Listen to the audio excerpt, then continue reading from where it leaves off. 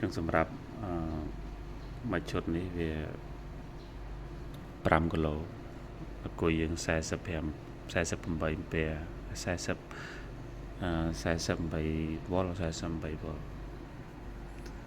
ចឹង48វ៉ុលរត់ជាមួយនឹង inverter 5គីឡូ off grid ជាងនេះខ្ញុំប្រើជាលក្ខណៈ power backup ដើម្បីដកផលនៅពេលដែលភ្លើងដាច់ឬក៏ភ្លើងខ្សោយពេលខ្លះហើយថ្ងៃយើងសាកជាមួយ solar ហើយប្រសិទ្ធភាពយើងប្រើបានហើយមិនសិនជាក់ម៉ាសេះម៉ាក់ហើយនៅផ្ទះខ្ញុំបើដាក់បន្ទប់ទឹកឲ្យកូនក្នុងបន្ទ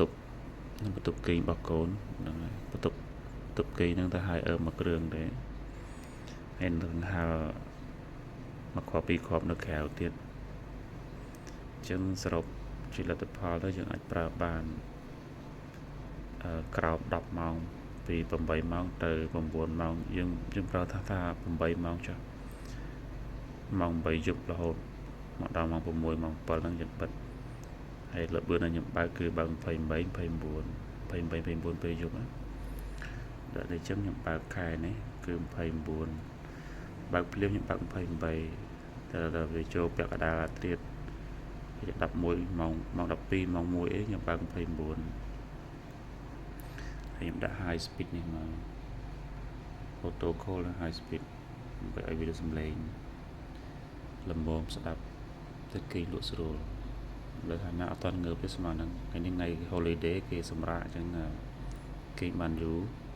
អញ្ចឹងដាក់ឲ្យគាត់ទៅជាស្រួលគេអញ្ចឹងទៅ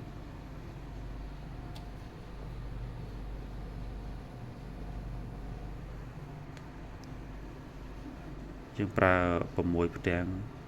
540វ៉ាត់6ផ្ទាំងអាគុយ12វ៉ុល200អាំពែ4គ្រាប់ស្មើនឹង48វ៉ុល inverter យើង5គីឡូថ្ងៃយើងសាកវាទៅថ្ងៃសាកបដាដកបើដាំបាយដាំទឹកបុកកៅអៅបដាក៏បានអត់បញ្ហាហើយម៉ាស៊ីនចិត្តរបស់យើងបើកម៉ោង12ចន្លោះពីម៉ោង12រហូតដល់ម៉ោង3ខែពីហ្នឹងយើងទុកទៅដើម្បីយប់ដកប្រើបាននេះគ្រួសារតូចៗដែលខ្ញុំកំពុងប្រើនេះបានហើយអត់អីទេ